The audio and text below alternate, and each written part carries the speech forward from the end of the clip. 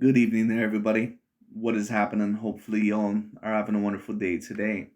So, when it comes down to it, I thought, of course, that I would talk about the great fight and the great trilogy fight, more than likely the final fight that these guys are going to have with each other between Mr. Roman Chocolatito Gonzalez and Juan Francisco Estrada. And of course, for those of you that did not end up seeing the fight or did not end up hearing or seeing about the result, Juan Francisco Estrada, like I predicted. Now, of course, unfortunately, I was not able to put any of my fight predictions out this weekend because I was a bit busy, and I do apologize for that. But my fight predictions for this weekend, they pretty much went how I thought they were going to go. Tyson Fury, he was able to beat Derek Chisora overall by stoppage. I eventually thought that he was going to probably stop him within about 6 or 7 rounds. But I'm not really surprised at Tyson Fury that he did what he did. I think he wanted to have a little bit of fun and give the crowd a little bit of fun and give them, overall performance and, maybe mess around with him a little bit. I don't think that he just wanted to go in there and massacre Derek Chisora within about 3 rounds, even though more than likely he probably could have knocked him out within about 4 or 5 rounds. It was very clear that Fury was not going at 100% capacity, but it is what it is. But anyways, moving on to this fight, I predicted Juan Francisco Estrada to win this fight, in my opinion, by decision. And the reason why I said that is because it seemed that Juan Francisco Estrada, overall, that more than likely he was going to have the slight confidence edge and the slight confidence boost within this third fight, coming off of that split decision against Roman Chocolatito Gonzalez in that last fight. Now, in my opinion, and if you see my opinion about this, I thought that Chocolatito won the fight. And I thought that it was somewhat clear. I was a bit surprised, all in all, that Juan Francisco Estrada ended up getting the decision. Because to be honest with you, I thought that Chocolatito clearly won the fight. Now, there is certain times to where you'll take a look at a fight, and many years later, you'll take a look at it again, and you'll say, you know what, that fight is a little bit closer, or that fight was a bit closer than what I thought, or wow, I look at it completely differently. That always happens a lot, especially when you first get involved with boxing. A very long time ago, when the Andre Ward and Sergey Kovalev fight ended up happening, I thought that the first fight overall went to Sergey Kovalev clearly, but then I rewatched it, and I do truly understand why Andre Ward ended up getting the decision. Now, the Gennady Golovkin and Canelo Alvarez first fight, I still 100% agree that I still think that Golovkin clearly should have won that fight. But at the time, overall, I thought that Gennady Golovkin won the rematch against Canelo as well. And even though that's a fight that could have went either way, every time that I've watched that rematch now, overall in a different perspective and more knowledge about scoring a fight, I think that Canelo Alvarez has probably won that fight about 7 rounds to 5 every time that I've seen it. Very competitive fight, but it is what it is. Anyways, my point being is this going to be one of those fights where I take a look at it, maybe 5 years from now, and I take a look at it and say, you know what, let me rescore this fight. Let me see overall who I truly think won this fight once again, because my perspective may personally change on it. It may be overall that I'm just seeing it from a different light, but in my opinion, in my view, I would have scored Roman Chocolatito Gonzalez as the winner, probably about 7 rounds to 5. At the least, I would have scored it a draw. I thought that the first half of the fight, I thought that the commentators, in my opinion, were a bit biased, going for going for Juan Francisco Estrada. Now, why is that? Who the hell knows? Maybe they think that Estrada's going to have a super fight with Jesse Bam Bam Rodriguez, or something a little bit later on. Who the hell knows? I don't know. But at the end of the day, Roman Chocolatito Gonzalez, if he was for sure going to get the decision on the scorecards, in my opinion, he did have to perform a little bit better. Once again, I still thought that he personally won this fight, but it did seem like they were going to go off the coattails of Estrada. It seemed like they were going to favor him by a little bit. So I'm not really surprised with the scorecard of 8 rounds to 4 and 7 rounds to 5 for Estrada really at all. I'm not surprised. That's what I predicted. I predicted Estrada to win by a majority or by a split decision. I was not surprised whatsoever. That is exactly what I expected, and I predicted the fight overall to potentially be a fight that could go either way. And it was kind of that, but in my opinion, once again, I had Chocolatito Gonzalez winning the fight. But to kind of explain what happened during the fight, I will give Estrada this. I thought within the first half of the fight, especially, he clearly won the first half of the fight. I don't think that there's any doubt about that.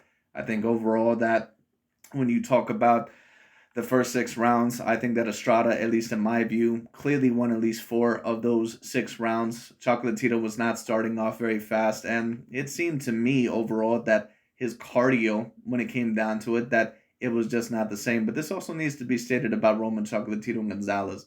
And there's been some people overall who have highly praised Roman, and there's been some people that have highly criticized him. In my opinion, it's a little bit deserving in the middle. Roman Chocolatito Gonzalez, in my opinion, is great for what he can do. But it also does need to be a little bit stated that Roman Chocolatito Gonzalez, I would not say that he's always the most multi-dimensional fighter. When you take a look at Roman Chocolatito Gonzalez, he is great for what he can do.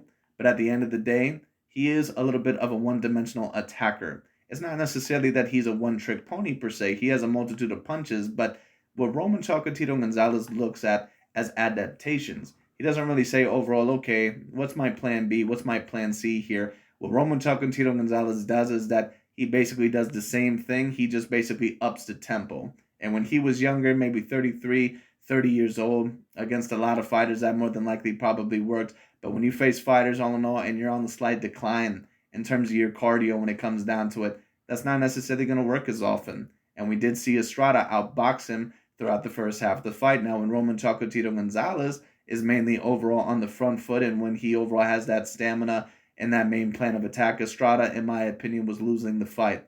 But in my opinion, Roman Chocolatito Gonzalez, he made it way too close. Excuse me. I apologize. But fighters overall, once again, who are all-time great, and I think that I think that Roman Chocolatito Gonzalez, I still think that he's a great fighter, especially for the lower weight classes.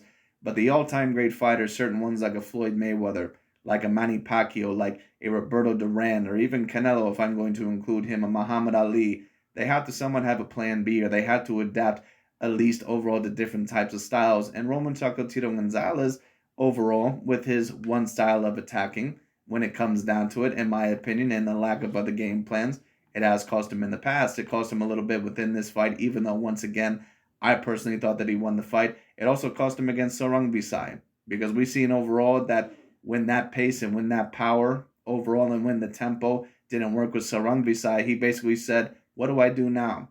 There was no different style of attack. There was no overall trying to fight on the back foot or outbox him. There was no different style. Roman Chocolatito fights in one style. It's a very devastating style. It's a very devastating style, but he does not have a plan B. And that's a big problem with Roman Chocolatito Gonzalez. I still think that he's a very talented fighter. I think that his footwork is very good. I think that his head movement and his ability to roll with punches is still very, very good. He's a great pressure fighter, but in my opinion, there really isn't much more. It just is what it is. That's not me saying, once again, that he is not a very decent fighter. There's still been some very great fighters that have only had really one type of game plan of attack. Whether you want to talk about Mike Tyson or George Foreman, Deontay Wilder, if you want to put him there, or some other fighters all in all that maybe overall I'm not really mentioning, but overall he is going to have to be put in that category, in my opinion, Roman Chocolatito Gonzalez, because he does only have somewhat of a plan A. It just is what it is. But you know what? Once again, in my opinion, great fight. I personally would have had Roman Chocolatito Gonzalez winning the fight. I would still say that, in my view, that Chocolatito is still the greater of the two fighters, not only with what he's accomplished, but in my opinion, Estrada certainly was not the winner in the second fight, and I don't know if my opinion has really changed about that. I believe I rewatched the fight, and once again, I still had Chocolatito up either 7 rounds to 5 or 8 rounds to 4 in the first rematch. But in this trilogy fight, I could understand how it could have gone either way. I think that they were a little bit overall kind of biased towards Juan Francisco Estrada, but I don't really have a huge problem that he ended up winning the fight. Now, as overall for both of their futures, what I believe is in store, well, as for Roman Chocolatito Gonzalez, I don't really see overall what really is left here for him. He's accomplished quite a bit. He had some great trilogy fights overall with Juan Francisco Estrada. He had a great amount of other fights with some other fighters. He is going to be a first ballot Hall of Famer, and he may be the greatest fighter overall that is within those 115 to, those type of weight classes. I would have to see some of the other fighters. I believe there was one Mexican fighter, Lopez or whatever the hell his name was. I can't remember, who was like 56-0 or something like that, 49-0, a Mexican fighter that fought, very, very light a very long time ago, but I don't really know much about him, so I can't comment. But Roman Chocolatito, once again, he's great for what he can do. As for Juan Francisco Estrada, and once again, I believe that Gonzalez more than likely should probably retire. It's very clear that he's lost, at least a half step or a little bit of a step. And when you don't adapt overall the way that you need to, it's not going to overall end up very well for you in older age. It just is what it is, so it is, it's whatever. But anyways, as for Juan Francisco Estrada, it appears overall that they're trying to set up a very, very big matchup between Jesse Bam Bam Rodriguez and Juan Francisco Estrada, a very big Mexico versus Mexico matchup for that division. That would be a humongous fight. That would be a great fight. And whoever overall were to win that fight more than likely would have to be on the top 10 pound for pound list, at least very, very debatably. And I'm hearing a lot of good things about Jesse Bam Bam Rodriguez. I have not watched a lot of his fights, but I'm hearing overall that he is very supremely talented. So it'll be very interesting to see who ends up winning that fight. Be very, very interesting. The old rugged, Mexican, and Juan Francisco Estrada, or at least the older, more experienced guy. Of course, he's only 32 years old. But Jesse Bam Bam Rodriguez, I believe, is anywhere from 20 to 23. I believe he's around that age. If I'm wrong, someone correct me. But anyways, that's really about it. I just thought that I would commentate on this. I thought that it was very particularly interesting. Thank you guys so much for watching.